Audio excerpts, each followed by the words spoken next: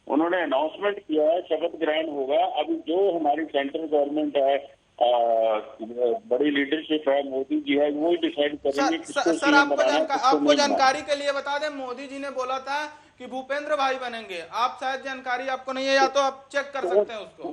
फिर उन्होंने बोला था तो 100% वही बनेंगे, क्योंकि हमारे बीजेपी के अंदर जो हमारा जो लीडर है वो एक ही है, वो है मोदी जी। हम कांग्रेस की तरह नहीं करते कि यहाँ 4-4, 5-5 लीडर है, सभी अपने को सीएम पे पीएम समझते हैं। हर एक ही जो कोई भी है वो कहता मैं सीएम बनूंगा, मैं, यही तो प्रदेश कांग्रेस का है, कांग्रेस को दे दोगी है। मतलब आप ये मान रहे हैं कि भूपेंद्र चौधरी सीएम पद के मतलब रेस में है, लेकिन क्लियर नहीं है? नहीं क्लियर, अगर मोदी जी ने कहा है, अगर आपके पास इंफॉर्मेशन है, मेरे पास नहीं है, सॉरी, अगर कहा है मोदी जी ने तो वही बनेंगे। मतलब आप इस चीज को मान रहे हैं, यदि मोदी जी ने कहा है तो सही है। मतलब आप जो पिछली बार आपने बोला था कि अभी डिसाइड नहीं हुआ है, तो उस पर मतलब आप कायम नहीं है? नहीं कायम की बात है। अगर आपने बोल दिया है कि मोदी जी ने ये बात बोली है, क्योंकि जो मोदी जी कहते हैं वही होता है हमारे यहाँ पे। ये नहीं तो कांग्रेस की तरह कि राहुल गांधी कुछ और कह रहा है, सोनिया गांधी जी कुछ और कह रही हैं, प्रियंका जी कुछ और कह रही हैं। सर सवाल हमने आपसे प्रियंका और राहुल गांधी जी की नहीं कहा था, हमने कहा था पीएम के बारे में। देखिए हमारा जो परिवार है, जो बीजेपी का परिवार है, वो एक आदमी के नेतृत्व में चल रहा है,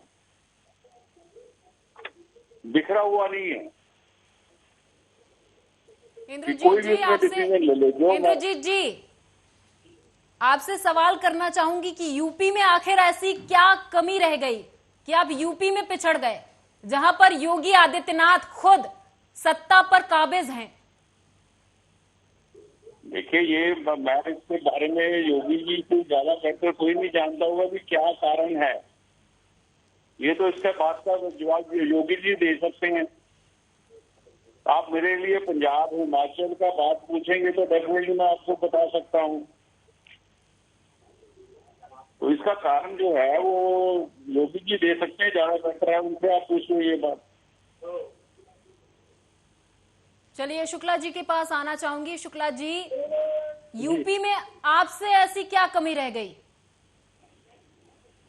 देखिए जनता का मत है, कमी तो क्या, अपने चुनाव स्ट्रेटेजी में चुनाव लड़ा जाता है, और इतनी लंबी लीड करके यदि डिम्पल जी जीत रही हैं तो निश्चित रूप से उनको शुभकामनाएं हैं। एक स्ट्रेटेजी है, दिवंगत मुलायम सिंह जी रहे नहीं, उनकी भी सिंपैथी साथ में है, तो विजयश्री की और डिम्पल जी को मैं भी शुभकामनाएं देता हूं। और हमारी जो कमियां हैं, हम कमियों का मंथन निश्चित रूप से करते रहते हैं और आगे भी करते रहेंगे। सर आपने बोला कि हम मुलायम सिंह को वहां गठबंधन किए थे मैनपुरी में। एक सवाल और आपसे है रामपुर सीट के लिए, कि रामपुर में जो आपके प्रत्याशी थे उन्होंने बयान दिया था कि हम मतलब क्या कहते हैं, कांग्रेस चुनाव नहीं लड़ रही है, इसीलिए यूपी में कांग्रेस हारती जा रही है और हम इसीलिए बीजेपी को सपोर्ट कर रहे हैं। उन्होंने आकाश सक्सेना के लिए समर्थन मांगने की अपील की थी। तो आप इस चीज को नहीं मानते हैं कि कांग्रेस लगातार उपचुनाव नहीं लड़ रही है, यूपी की राजनीति से धीरे धीरे वो बाहर जा रही है, उसके अपने नेता बाहर जा रहे हैं, तो फिर आप मतलब सपा की खुशी पे खुशी मना रहे हैं या अपनी हार पे आप कुछ मंथन करना चाहते हैं? देखिए हम अपनी हार पर मंथन कर रहे हैं, अपने संगठन पर हम मंथन कर रहे हैं। हम जीतने वाले में कहते हैं ना कि सत्ता के अंदर जो दो पहलवान जीतता शुभकामना देना, यार वो तो हमारी नैतिकता भी बनती है भाई। देश में जो भी आएगा मेंबर ऑफ पार्लियामेंट जो भी आते हैं सभी को भी शुभकामना देते हैं। हार जीत एक अलग विषय होता है, लेकिन नैतिकता भी कहीं रहती है, अपनी सम्मान भी किसी के प्रति रहता है। हम चुनाव लड़े या नहीं लड़े या लड़ रहे हैं, लड़ करके हार रहे हैं, ये हमारी स्ट्रेटेजी की जो कमियां होगी उसको हम अपने बैठ करके मंथन करेंगे।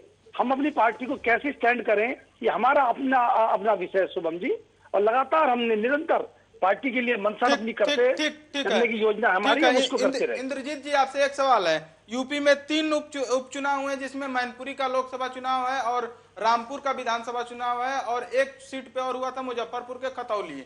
आप ये बताइए कि इन तीनों सीट पे योगी जी भी प्रचार करने गए थे और उप मुख्यमंत्री केशव प्रसाद मौर्य और ब्रिजेश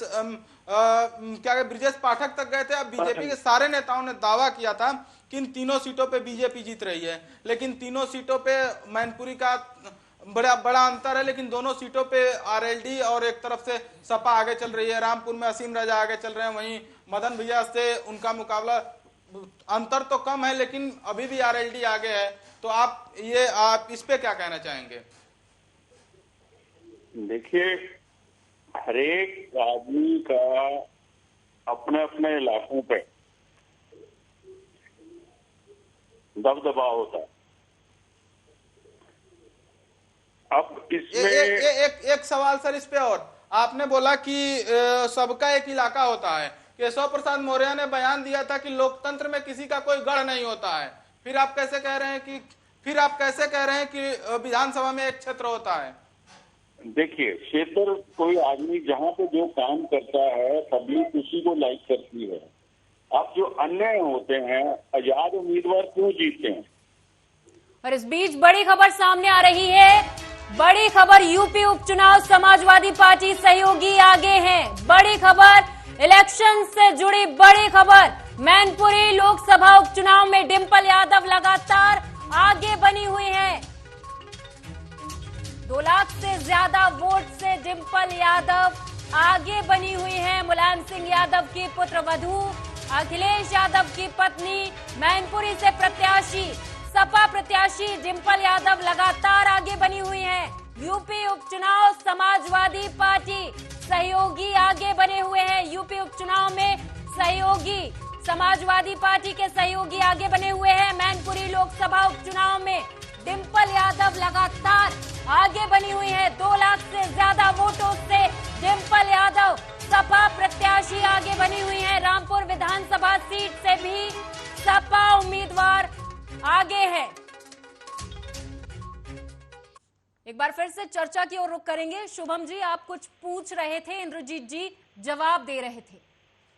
मैं वही जवाब दे रहा हूं कि इंडिपेंडेंट आदमी कैसे जीत जाता है। इतनी बड़ी बड़ी पार्टियां होती हैं, कांग्रेस होती है, बीजेपी होती है, आम आदमी पार्टी होती है, और इंडिपेंडेंट आदमी हमेशा जीत जाता है क्योंकि उस आदमी ने वहां पे काम किया होता है, लोगों की लाइकिंग होती है, ये चीज होती है। और कोई उसमें वहां पे पार्टी काम नहीं करती, वहां पे बंदे का वजूद काम करता है। तो नेचुरली दोनों चुनाव यदि जीत जाते हैं, सर एक सवाल है, आपने जो कहा उस पर हम बोल रहे हैं कि यदि दोनों चुनाव, यदि रामपुर का चुनाव असीम राजा जीत जाते हैं तो आप मानते हैं कि रामपुर में अभी आजम खां का वजूद जिंदा है, और खतौली में यदि जीत जाते हैं आरएलडी प्रत्याशी, तो आप मानते हैं कि वहां आरएलडी अभी भी मजबूत है और जाट आरएलडी के साथ जुड़े हैं? देखिए, वो तो अंडरस्टूड है आपकी, वो तो अंडरस्टूड है ना कि अगर वो आदमी जीतता है तो इसलिए जुड़ा हुआ है आदमी। बीजेपी का फेलियर है, क्लियर बीजेपी का फेलियर है पूरे देश में। बीजेपी जो काम करेगा नेचुरली पब्लिक तो उसके साथ ही होगी ना। अच्छा, इंद्रजीत जी, आपने कहा कि जो काम करेगी पार्टी, जनता उसी के साथ होगी। आपने ऐसा क्या काम नहीं किया कि जनता के मन में जगह नहीं बना पाए? यूपी में हार रहे हैं आप, जहां पर योगी आदित्यनाथ खुद सीएम हैं, वहां से आपकी पार्टी हार रही है। वो बात मैं आपको पहले ही जवाब दे चुका हूँ कि यूपी के बारे में मैं इतना नहीं जानता। ये आप योगी जी ही ज्यादा इसके बारे में बता सकते हैं, क्योंकि मेरा उधर ध्यान नहीं, मैं इधर हिमाचल में लगा हुआ था। चलिए, आपने कहा कि हिमाचल की ओर आपका ध्यान था, आप बता दीजिए हिमाचल में क्यों हार गई, क्या कमी रह गई? जेपी नड्डा वहां पहुंचे हुए थे, बड़े बड़े दिग्गज नेता वहां पहुंचे हुए थे, आपके ऊपर आरोप लग रहे हैं कि आप खरीद फरोख्त करते हैं। कितनी सच्चाई मानते हैं? देखिए, कोई किसी को खरीद सकता है। आज मुझे कोई कहे, कांग्रेस कहे या कोई कहे कि मैं आपको खरीदना चाहता हूँ, कौन है? ये अगर वो बकाऊ है तो बंदा तो तभी तो खरीदता है। आदमी खुद अपना बिकाऊ, अपना रेट खुद तय करता है। इस बीच बड़ी खबर आपको बता दें, ऊना सदर में बीजेपी आगे चल रही है। बड़ी खबर की ओर रुख करेंगे। ऊना सदर में बीजेपी आगे है। अन्य 4 सीटों पर कांग्रेस को लगातार बढ़त बनी हुई है। कांग्रेस लगातार हिमाचल प्रदेश में जीत की ओर बढ़ रही है। 10वें राउंड में सुखविंदर सिंह सुक्खू आगे चल रहे हैं। बड़ी खबर जहां पर आपको बता दें, हिमाचल प्रदेश में लगातार कांग्रेस आगे चल रही है। इंद्रजीत जी, कांग्रेस लगातार आगे चल रही है, बीजेपी आखिर कहां?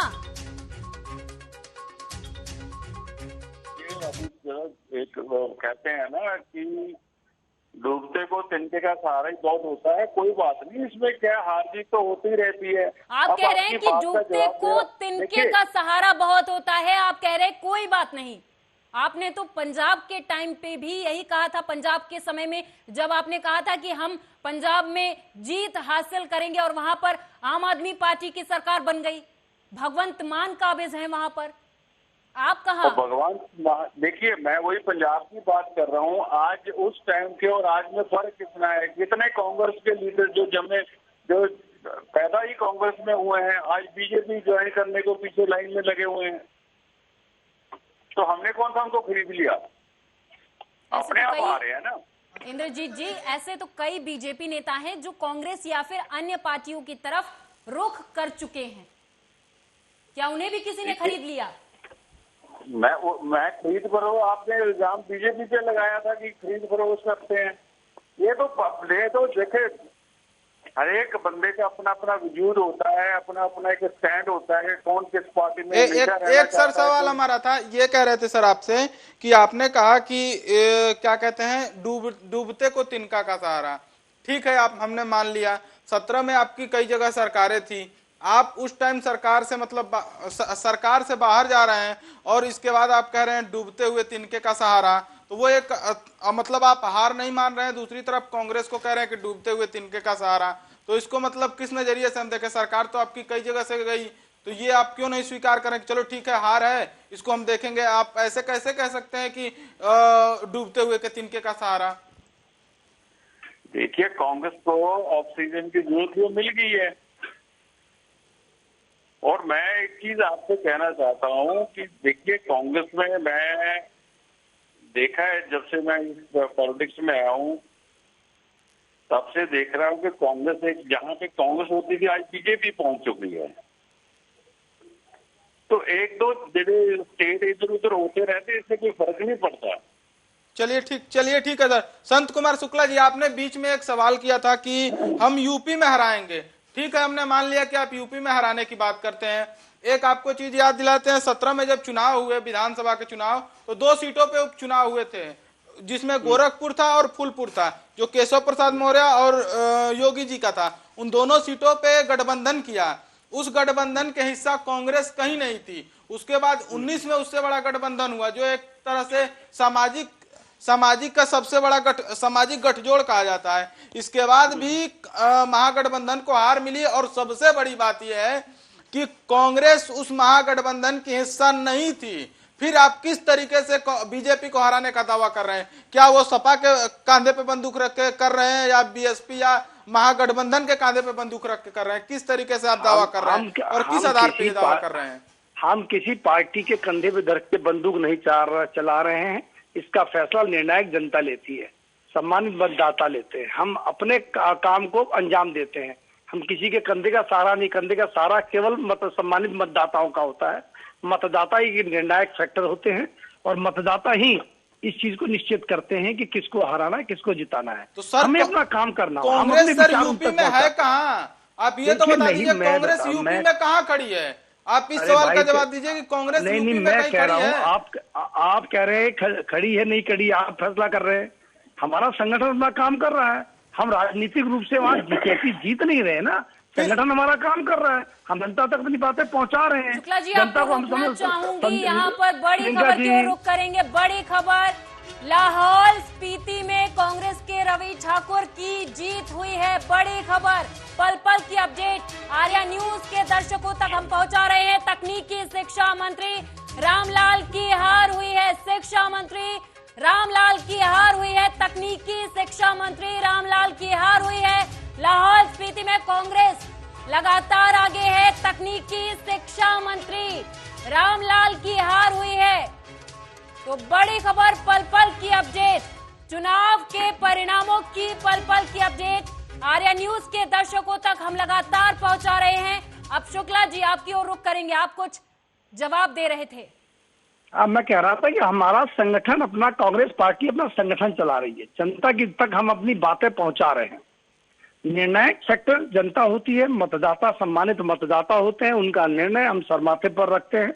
कहीं भी किसी स्टेट का हो, किसी कोने का मुद्दा हो, हम ये अपनी बातों को पहुंचाएं जनता तक, हम अपनी स्ट्रेटेजी में काम करते हैं। सर, हमें समाजवादी बीएसपी या किसी दल के कंधे में धर के बंदूक नहीं चलाते। यदि अलायंस शुक्ला होता जी, है, आपने कहा जी। कि हम निचली लेवल पे काम कर रहे हैं, ठीक है, हमने मान लिया आप निचली लेवल पे काम कर रहे हैं, लेकिन आपने यही दावा गुजरात में किया था कि हम गांव गांव में जा रहे हैं, हम घूम रहे हैं, हमारा वोट मतलब साइलेंट वोटर हैं, और वो जब ईवीएम खुल रही है तो वहां तो कुछ नहीं दिख रहा है।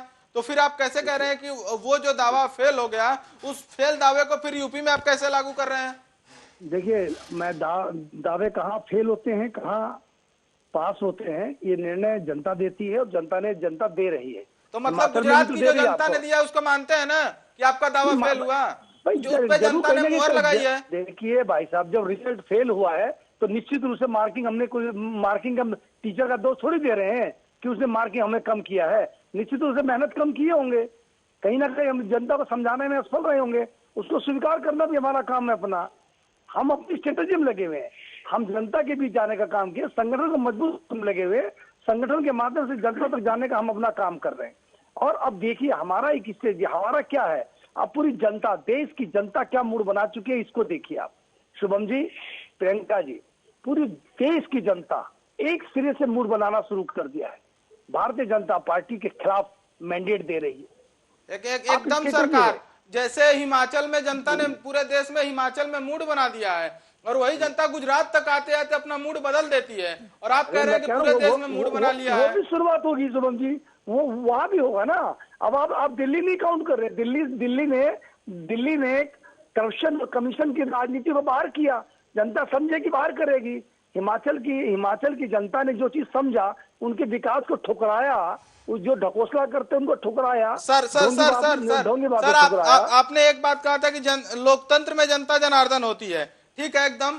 तो लोकतंत्र में जब जनता जनार्दन होती है तो जनार्दन ने तो एमसीडी को चुना है, फिर आप कैसे कह रहे हैं कि वो कटमनी है या फिर मतलब करप्शन की सरकार है? जनता जब जनार्दन है तो जनार्दन ने ही तो चुना है भाई एमसीडी को, तो फिर आप कैसे कह सकते हैं इसको? 15 साल में भाजपा शासित एमसीडी ने जो करप्शन और कमीशन का काम किया, जनता ने उससे दुखी होकर के उसको भगाया कि सीधी न करने के हमें नहीं चाहिए। सत्ता में कौन आया ये विषय नहीं है, सत्ता में कितनी वोटें किसकी आई ये विषय नहीं है। ये देखिए भारतीय जनता पार्टी के खिलाफ मैंडेट कितना खिलाफ जा रहा है, इससे जनता का रुझान देखिए, जनता देश से कितनी परेशान है। मतलब केंद्र की राजनीति मतलब आप इतना जान के खुश हो सकते हैं कि चलो हम नहीं हरा रहे हैं तो कोई और तो बीजेपी को हरा रहा है, लेकिन आप इसी पे खुश हो जा रहे हैं कि चलो बीजेपी हार रही है। कौन पार्टी हरा रही इससे मतलब नहीं होता, हम चुनाव लड़ते हैं। हाँ, मतलब बीजेपी हारनी चाहिए, चाहे जो हराए, कांग्रेस ना हराए तो भी चल जाएगा। मैं कहता हूँ करप्शन और कमीशन की राजनीति हारनी चाहिए, भ्रष्टाचार की राजनीति, तानाशाही की राजनीति हारनी चाहिए। तो मतलब इसका मतलब एमसीडी में क्या कहते हैं, करप्शन ने चुनाव जीता है? किसने? एमसीडी में करप्शन ने चुनाव जीता है, ये बताओ आप। जनता ने चुनाव जीता, जनता ने। चलो चलिए सर, ठीक है। ये इंद्रजीत सर, एक सवाल आपसे ये है कि अभी तो नतीजे लगभग आ गए हैं, गुजरात में आपकी सरकार बहुत मतलब बड़े अंतर से जीत रही है, ऐतिहासिक जीत के तरफ जा रही है, जिसमें कि सारे मतलब पुराने रिकॉर्ड भारतीय राजनीति के एक मतलब बड़े अध्याय लिख रही है। वो चाहे वो बंगाल से लेकर सारे जो राजनीतिक इतिहास है उसको तोड़ रही है। तो आने वाली जनता या आने वाले लोगों के बारे में आप क्या संदेश देना चाहेंगे, या क्या चाहेंगे कि मतलब इस जीत को किस नजरिए से हम देखें जो आपको ये ऐतिहासिक जीत मिली है? कौन सी, गुजरात की? हाँ, गुजरात की। देखिए, गुजरात में काम किया है, बीजेपी ने काम किया है, लोगों के हक के लिए बात लड़ी है, और जहां पे कांग्रेस को भी अच्छी पोजीशन में थी एक टाइम पे अपोजिशन में, पर उन्होंने कुछ कर नहीं पाए, तो बीजेपी ने काम किया तो लोगों ने सलाम किया। अच्छा ठीक है, आपने सर काम किया तो आपने पूरा मंत्रिमंडल क्यों बदल दिया, जब सारे वही पुराने मंत्रिमंडल काम कर रहे थे?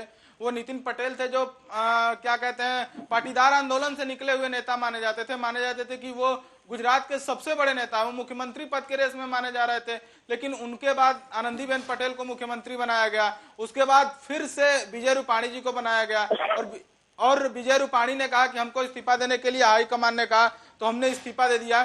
तो विकास का मॉडल ठीक है, हम मान रहे हैं कि विकास आपकी सरकार ने किया, लेकिन जो सत्ता को अस्थिर किया गया दो बार 3 बार, क्या उसको आप नहीं देख रहे हैं कि वो भी तो एक मतलब एंटी इनकम्बेंसी दूर करने का तरीका था, वो चाहे हाई कमान से मिला हो? देखिए, मोदी जी के काम करने का तरीका अलग है। मैं आज तक जितने भी प्रधानमंत्री हुए हैं, जवाहरलाल नेहरू जी को छोड़ के सभी से मिला हूं और सभी से बात की है, पर जिस तरीके से मोदी जी का काम करने का तरीका है बहुत डिफरेंट है। वो काम देखते हैं आदमी में, वो ये नहीं देखते इसको सीएम बना दिया तो 5 साल पूरे देने दो, उनको काम देखते हैं। वो अगर काम ठीक कर रहा है तो रखते हैं, नहीं काम का तो चेंज कर देते हैं। वो उनको सिर्फ काम करने वाले आदमी चाहिए, दूसरे राज करने वाले नहीं चाहिए, क्योंकि वो खुद भी इतने इतने घंटों काम करते हैं। आज देश कहाँ था वो कहाँ पहुंच गया है, तो ये चेंज करने से कोई फर्क नहीं पड़ता कि जो भलाई की है। मोदी जी का काम करने का तरीका बहुत अच्छा है, बिल्कुल अच्छा है उनका काम करने का तरीका। जो काम करता है वो आगे रहता है, जो नहीं काम करता उनको हटा देते हैं। अच्छा, आपने ठीक कहा कि नहीं काम करने का उनका तरीका है, सबका एक काम करने का तरीका होता है, चाहे वो कांग्रेस हो चाहे इंद्रजीत जी, आपने जैसा कि कहा कि नरेंद्र मोदी के काम करने का तरीका अच्छा है, तो आपसे सवाल सिर्फ इतना है कि गुजरात में जब बीजेपी ने टिकट बांटे तो सभी वरिष्ठ नेता या फिर यूं कहे वरिष्ठ विधायक जितने भी आपके पुराने नेता थे उन सभी को आपने दरकिनार कर दिया, बहुत सारे बदलाव कर दिए। नितिन पटेल को आपने चुनावी मैदान से बाहर कर दिया, ऐसा क्यों? वही तो देखो उनको काम, मैं तो वही तो बता रहा हूँ आपका काम करने का तरीका है, वर्कआउट करने का। वो आदमी को परखते हैं पहले। पुराने सभी नेताओं को आपने परख लिया, गुजरात में सही अच्छा काम हो गया, अब नए नेताओं को परख रहे हैं आप। तो यही तो बात ही, ये बीजेपी में और कांग्रेस में यही तो फर्क है। आज कांग्रेस के पुराने से पुराने लीडर जो बने और इतने करप्शन करके बैठे हुए हैं, कोई काम भी करते, तो कांग्रेस का हर्ष क्या है? इंद्रजीत जी, आप ये कहना चाह रहे हैं कि जो पुराने नेता थे जिन्होंने गुजरात में बदलाव किए, अच्छे काम किए, आपने उन लोगों को दरकिनार करके आगे वाले लोगों को मौका दिया ताकि वो भी अच्छे काम कर सके। आखिर अच्छे काम करवा तो रहे हैं आप, लेकिन उन लोगों का क्या उन लोगों पर बीजेपी का विश्वास कम है? नितिन पटेल को आपने साइड कर दिया। देखिए मेरी बात सुनिए, दरकिनार नहीं किया, नए लोगों को चांस दिया है। एक सर सवाल आपसे ये है, आपने कहा कि पुराने जो नेता हैं वो करप्शन में डूबे हुए हैं, तो क्या आपने जिन नेताओं को हटाया वो करप्शन में डूबे थे? कांग्रेस का कौन सा पुराना लीडर करप्शन में नहीं है, ये बताइए मुझे। नहीं सर, आपने कहा कि पुराने नेता करप्शन में है, आपने ये नहीं कहा कांग्रेस करे पुराने नेता करप्शन में है, तो क्या जिनको आपने हटाया वो करप्शन में डूबे थे? कि यही तो बीजेपी और कांग्रेस में फर्क है। कांग्रेस ने इतने साल राज किया है, वही के वही दोबारा करप्शन कर रहे हैं, उन्हीं को दोबारा से प्रमोट करे, नए को तो चांस दिया ही नहीं किसी को। इंद्रजीत जी, आपको यहाँ पर रोकना चाहूंगी, बड़ी खबर की ओर रुख करेंगे। कुर्नी में कांटे के मुकाबले में बीजेपी की बढ़त लगातार है, बनी हुई है बीजेपी की बढ़त लगातार बनी हुई है। बिहार में बीजेपी का जोश हाई देखने को मिल रहा है, बीजेपी लगातार बिहार में आगे चल रही है। 21वें राउंड में जेडीयू से आगे निकल चुकी है बीजेपी। बड़ी खबर जहां पर आपको बता दें कि बीजेपी प्रत्याशी केदार गुप्ता 1767 वोटों से आगे चल रहे हैं। बिहार से बड़ी खबर, कुर्नी में कांटे के मुकाबले में बीजेपी की बढ़त लगातार बनी हुई है, बीजेपी लगातार आगे है। बिहार में बीजेपी का जोश लगातार हाई बना हुआ है। एक तरफ जहां बीजेपी गुजरात में परचम लहराने को तैयार है, वहीं बीजेपी बिहार में भी परचम लहरा रही है। लगातार बीजेपी आगे बनी हुई है। बीजेपी प्रत्याशी केदार गुप्ता 1767 वोटों से आगे चल रहे हैं। इंद्रजीत जी, आपकी ओर रुख करेंगे, आप जवाब दे रहे थे। हाँ जी, मैं वही बता रहा था कि कांग्रेस का कभी ये हालत हुआ है क्योंकि कांग्रेस ने कभी चेंज करने की कोशिश ही नहीं की। और कई नए आदमियों को जो काम करना चाहिए उनको आगे मौका ही नहीं दिया। ये बात मोदी जी में नहीं है, बीजेपी में उसको आगे लाया जाता है जो अच्छा काम करता है उसको। ये नहीं कि पुराने लीडरों को उन्होंने नकार के रख देते हैं, वो उनको भी इज्जत सम्मान देते हैं। सर आप कह रहे हैं कि हमने भ्रष्टाचार पे काम किया, और एक और छोटा सा सवाल आपसे है, आपने कहा कि हम मतलब हटा देते हैं, और एक और आपने सवाल किया कि क्या कहते हैं हम नए लोगों को मौका देते हैं। ठीक है, आपने राष्ट्रीय कार्यकारिणी एक बनाई है, उसमें BS येदियुरप्पा को जगह दी गई है। उसके बारे में आप शायद जानते हो, भ्रष्टाचार के सबसे बड़े प्रतिमूर्ति कर्नाटक में कहे जाते हैं, और उन्हीं के वजह से पहली सरकार आपकी गिर गई थी, जिसके बाद से अस्थिर सरकार आपने दिया इससे पिछले कार्यकाल में। तो फिर आप उनको वहां दे रहे हैं। आपने एक और पैमाना बनाया था कि 60 साल से ऊपर वालों को हम नहीं देंगे, अपने यहाँ एक्टिव राजनीति में नहीं रहने देंगे, उनको मार्गदर्शक मंडल में भेजेंगे, जबकि वो 82 साल के हैं, उनको आपने राष्ट्रीय कार्यकारिणी में दिया है। और वो उसके क्या मतलब है, और आप जो कह रहे हैं कि करप्शन पे हमने काम किया, इस पे आप क्या कहते हैं? इन येदियुरप्पा पे मतलब आप बताइएगा। देखिए भाई साहब, मैं आपको रेटिंग बताऊं, इसके बारे में मुझे कोई नॉलेज नहीं है।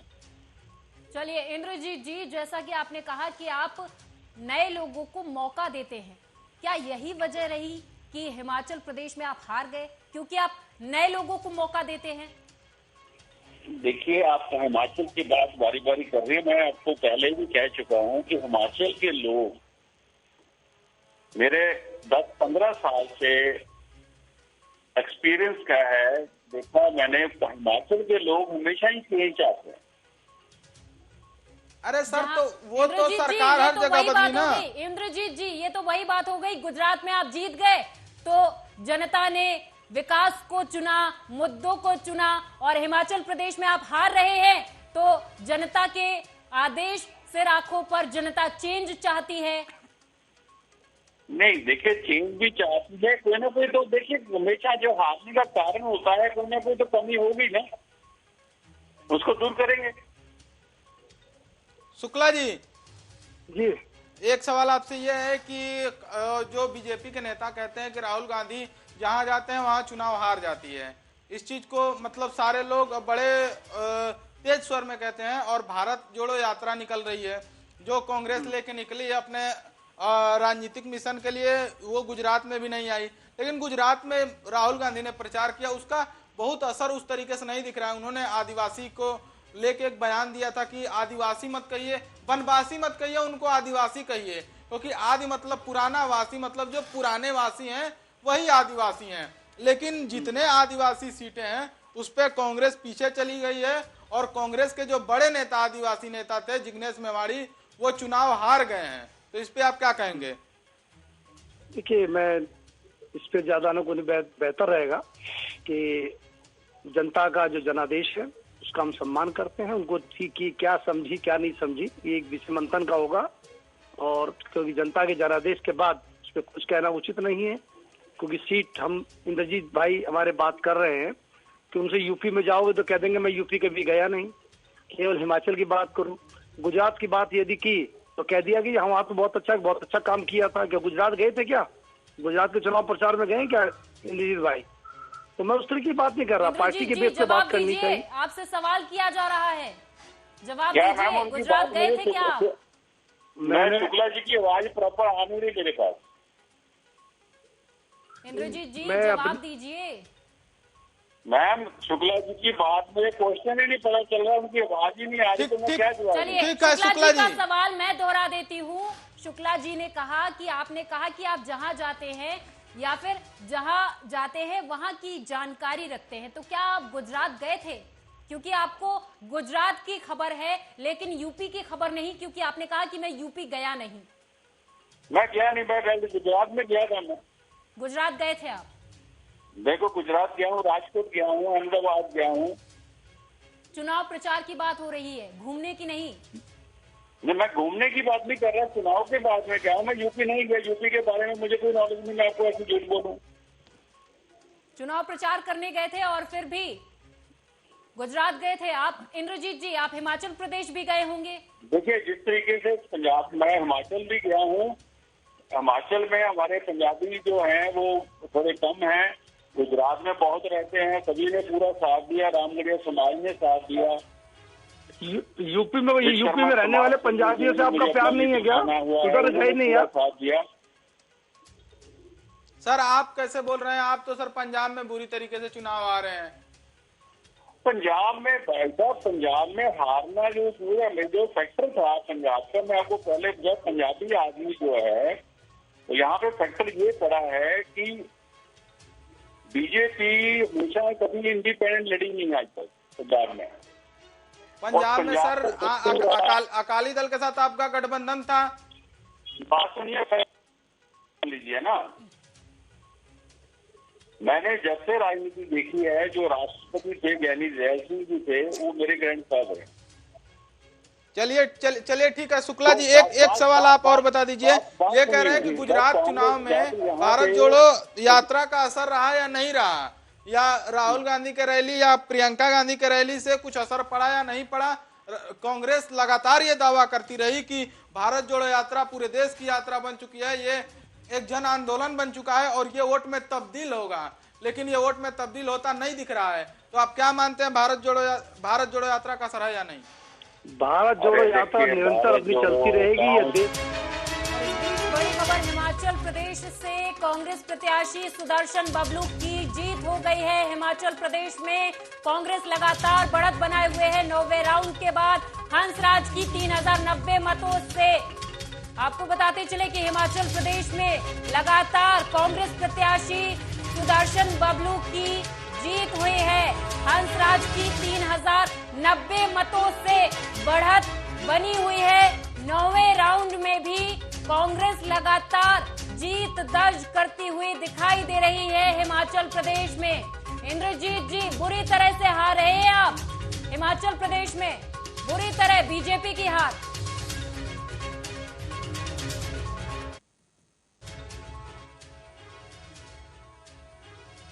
इंद्रजीत जी, हाँ जी, क्या आपको मेरी आवाज मिल पा रही है? हाँ जी बोलिए। इंद्रजीत जी, आप बुरी तरह से हार रहे हैं हिमाचल प्रदेश में। कांग्रेस 9वें राउंड में बढ़त हासिल कर रही है। जिस तरीके से बीजेपी गुजरात में बुरी तरह से हारे, उस तरीके से नहीं हार रहे हम। अरे सर, हम तो मान रहे हैं कि गुजरात में आपने ऐतिहासिक जीत दर्ज की है, लेकिन आप इस चीज को, हम वही तो पूछ रहे हैं कि आपने गुजरात में, इसमें कोई संदेह नहीं आपने ऐतिहासिक जीत हासिल की है, लेकिन आप हार रहे हैं हिमाचल में। हमारे कहने का मतलब ये है आपसे। नहीं, वो बात आपने ठीक है, मैं पहले भी बात कर रहा हूँ कि कोई ना कोई कमी पेशी रहेगी होगी, तभी तो हार रहे हैं। राष्ट्रीय अध्यक्ष जेपी नड्डा साहब की फेलियर समझा जाएगा इसको। तो हिमाचल के लोग जो होते हैं बहुत ही इनोसेंट है वो। ठीक है सर आप एक सवाल आप बताइए। शुक्ला जी, हमने आपसे एक सवाल भारत जोड़ो यात्रा के लिए पूछा था, आप उस पर अपना जवाब दे दीजिए। देखिए, भारत जोड़ो यात्रा चल रही है, भारत जोड़ो अपने मिशन पे चल रही है। इसको अदर लेने के लोग जो अलग अलग बातें कर रहे हैं, इस पे मैं साफ स्पष्ट बात कर दूं कि हमारी ये यात्रा बहुत सफल यात्रा चल रही है। लाखों लोगों का समर्थन मिल रहा है। इसका असर भारत जोड़ने के बाद आपको पता चलेगा कि 24 में जो सरकार आएगी केंद्र के अंदर, कांग्रेस के नेतृत्व में आएगी। आप कह रहे हैं कि भारत जोड़ने के बाद पता चलेगा, भारत कब था? एक सर सवाल आपसे और है। आपने कहा कि 24 में पता चलेगा, कांग्रेस लगातार ये दावा कर रही है। सर एक मिनट सुन लीजिए। आपने कहा कि 24 में इसका असर पता चलेगा, लेकिन कांग्रेस लगातार ये दावा कर रही है कि ये राजनीतिक यात्रा नहीं है, ये भारत जोड़ने की यात्रा है। फिर आपने कैसे कह दिया कि इसका असर 24 में होगा? मैंने कहा भारत जोड़ने की यात्रा है, राजनीतिक यात्रा नहीं है इसको। नहीं, तो फिर आपने कहा कि इसका असर आपको 24 में दिखेगा, फिर ये राजनीतिक यात्रा है। ये जनता में ये स्टेमिना देखा जा रहा है कि आप 3750 किलोमीटर की पैदल यात्रा करके जो जनता के अंदर अपनी गला शिकवा लेकर के लोगों, जनता यदि कमियां हैं उसको सब ये रिजल्ट लेकर के लोगों से उस दौरान मुलाकात भी हो रही है, अपनी कमियों का भी अंदेशा हो रहा है। तो लंबी यात्रा के बाद इसको राजनीतिक मंथन भी हम करेंगे, बैठने की बात है। जब ये यात्रा समाप्त हो जाएगी, भारत जोड़ो यात्रा, इसके बाद मंथन भी किया जाएगा कि जिन लोगों में हमने अपनी कमियां क्या देखी, पार्टी के प्रति क्या कमियां देखी, आज हम लोग कैसे स्टैंड करेंगे। निश्चित रूप से राजनीतिक दल है, राजनीतिक मंशा भी रखते हैं और राजनीतिक पार्टी को मजबूत बात करेंगे इसके अंदर में। भारत जोड़ो यात्रा समाप्त के बाद हम लोग पार्टी को, संगठन को लगातार मजबूत करते हुए देश के अंदर सक्रिय राजनीति में रहते हुए 24 में सत्ता में आएंगे, इसे मैं नकार नहीं सकता आपको। एक बार दर्शकों को चुनाव परिणामों की अपडेट दे देते हैं। हिमाचल प्रदेश में कांग्रेस लगातार आगे बनी हुई है, गुजरात में बीजेपी बढ़त बनाए हुए है, हिमाचल प्रदेश में कांग्रेस 40 पर कायम है और बीजेपी लगातार घटती जा रही है। बीजेपी के पास सिर्फ 25 सीटें रह गई हैं। बीजेपी हार रही है इंद्रजीत जी, बुरी तरह से हार रही है। लेकिन बड़ी खबर की ओर रुख करेंगे। सवाल लेने से पहले बड़ी खबर, इस वक्त की बड़ी खबर बता दें आपको कि गुजरात के जामनगर सीट से रिवावा आगे चल रही है। रिवावा जडेजा जो कि रविंद्र जडेजा की पत्नी है और जामनगर से बीजेपी के प्रत्याशी वो 31,333 वोटों से आगे चल रही है। जामनगर से बीजेपी उम्मीदवार रिवावा जडेजा आगे चल रही हैं। इंद्रजीत जी, गुजरात में आपका कमल जरूर खिलेगा, लेकिन हिमाचल प्रदेश में बुरी हार। मैं आपको पहले बताता हूँ, इतनी बुरी हार नहीं है, थोड़ा मोटा चलता रहता है, इसमें कोई बात नहीं है। बाकी मैं एक शुक्ला जी से पूछना चाहता हूँ, ये भारत जोड़ो यात्रा राहुल जी क्या कर रहे हैं? क्या भारत टूटा हुआ था? भारत अलग अलग था? शुक्ला जी जवाब दीजिए, भारत टूटा हुआ है क्या? आपको क्या लगता है? जोड़ने की कोशिश कर रहे हैं आप? नहीं, हम अपनी यात्रा टुकड़े तो इन्होंने कांग्रेस ने खुद किए हैं भारत के। इसको नाम देना चाहिए कांग्रेस जोड़ो यात्रा, क्योंकि कांग्रेस टूटी हुई है, भारत नहीं टूटा हुआ। कांग्रेस टूटी हुई है, कांग्रेस जोड़ो यात्रा होनी चाहिए कि भारत जोड़ो यात्रा नहीं होनी चाहिए। ये मुझे यही समझ नहीं आती, राहुल जी कौन से भारत को जोड़ना चाहते हैं, किस भारत की बात करते हैं? उनको तो खुद नहीं पता कि जो गेहूं का आटा, गेहूं का पौधा होता है या पेड़ होता है। शुक्ला जी, जो ये आरोप लग गए आप देश पर। जो आपकी ये भाषाओं में ये झलक रहा है कि आपके नेता लोग क्या तोड़ते हैं, देश को किस प्रकार तोड़ने की बात करते हैं। आपके नेताओं की मंशा पर सबको पता है कि किस प्रकार की स्ट्रेटेजी अपनाते हैं, किस जातिवाद में, किस तरीके से धर्मवाद में, किस तरीके से क्षेत्रवाद के अंदर तोड़ने की बात करते हैं। और ये भारतवर्ष के अंदर यदि भारत जोड़ो यात्रा है, सबके इतने ज्यादा पेन हो रहा है कि उससे बौखलाए पड़े सब लोग। ये लाखों लोगों का जो समूह समर्थन मिल रहा है, इससे घबराए पड़ी है पार्टी। आपके शीर्ष नेतृत्व को लगातार घबरा करके इस चीज के अनाप से आप बयानबाजी कर रहे हैं। देश कहाँ खड़ा है आज? आप अपने वन मैन शो टू में सरकार से पूछिए कि चाइना की क्या हालत है, चीन की क्या हालत है, चीन बॉर्डर पर क्या हाल स्थिति है। चाइना पर ना जाएं शुक्ला जी, चुनाव परिणाम आ रहे हैं गुजरात और हिमाचल प्रदेश के, आप चाइना कहाँ जा रहे हैं? मैं हम बताना चाह रहा हूँ कि देश की बात कर रहे हैं जी, मुद्दे को ना भटकाएं, जवाब दें।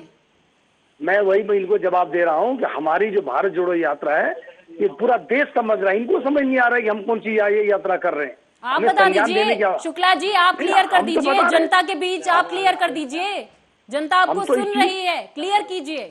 एक सवाल सर आपसे और इंद्रजीत सिंह जी से। आपने कहा कि भारत जोड़ो यात्रा निकल रही है, भारत में तमाम तरह की यात्राएं निकली हैं। आपको यदि याद होगा तो अडवाणी जी ने भी यात्रा एक लेके निकले थे, चंद्रशेखर भी लेके यात्रा निकले थे। तो यात्रा तो भारत में राजनीति को, मतलब पार्टियों को मजबूत करने के लिए या जनसंपर्क बढ़ाने का एक जरिया है, ये पुराने नेताओं ने माना है। तो वो भारत जोड़ो यात्रा वो कांग्रेस की यात्रा है और कांग्रेस उसको वो अपने एक मतलब सीधे तरीके से जा रही है। बीजेपी उस पे बेवजह का कटाक्ष करके उसको तूल दे रही है। पहले दिन से ही कुछ कर रहे हैं, वो तूल दे रही है। कांग्रेस कह रही है कि, और राहुल गांधी ने यह बयान दिया कि हम क्या कहते हैं, हमको हमारी छवि को खराब करने के लिए इतना पैसे बीजेपी ने खर्च किया, ये किया वो किया। तो आप उस चीज को क्यों तूल देना चाहते हैं, जबकि वो आप ये चीज मान रहे हैं कि यह कांग्रेस की भारत जोड़ो यात्रा है? फिर बीजेपी को उससे क्या दिक्कत हो सकती है या क्या उसको खतरा है? बीजेपी ने कभी ऐसा तो नहीं कहा कि भारत को जोड़ रहे हैं, क्योंकि मोदी जी ने तो कश्मीर भी इसमें लाके भारत के साथ जोड़ दिया। अब तो झंडा हमारा तिरंगा नहीं चढ़ता था कन्याकुमारी से लेके तो आज मैं तो नीचे तक आज तिरंगा चल रहा है, जो टुकड़ा हुआ था कश्मीर श्रीनगर हमारा, वो बात मोदी जी ने तो साथ में जोड़ दिया है। तो राहुल जी कौन सा जोड़ना चाहते हैं जो जगह जगह हर एक स्टेट में जाते? क्या भारत टूटा पड़ा है क्या? भारत जोड़ो, आप कांग्रेस जोड़ो कर सकते हैं उसको। बीजेपी ने कभी भारत जोड़ो यात्रा नहीं की, अडवाणी जी ने यात्रा की थी और उन्होंने ये तो नहीं कहा कि भारत को जोड़ने के लिए बात की थी, वो पार्टी की मजबूती के लिए की थी। आप पार्टी की मजबूती के लिए करें, भारत को क्यों जोड़ते हैं? ये क्या भारत टूटा हुआ है क्या? शुक्ला जी, नाम से मुद्दा भटक गया। नहीं, मुद्दा नहीं भटका। तो आप बता रहे हैं इनको क्या लगता है, इनको इनकी यात्रा से दुख क्या है? क्या दुख है? यदि भारत जोड़ो यात्रा इतनी सफल हो रही है, इनसे बौखला करके रास्ता बयानबाजी कर रहे हैं, भारत जोड़ो यात्रा से दुख किस बात का है? आरोप आप पर ये लग रहे हैं कि आप भारत जोड़ो यात्रा क्यों निकाल रहे हैं? भारत जुड़ा हुआ है।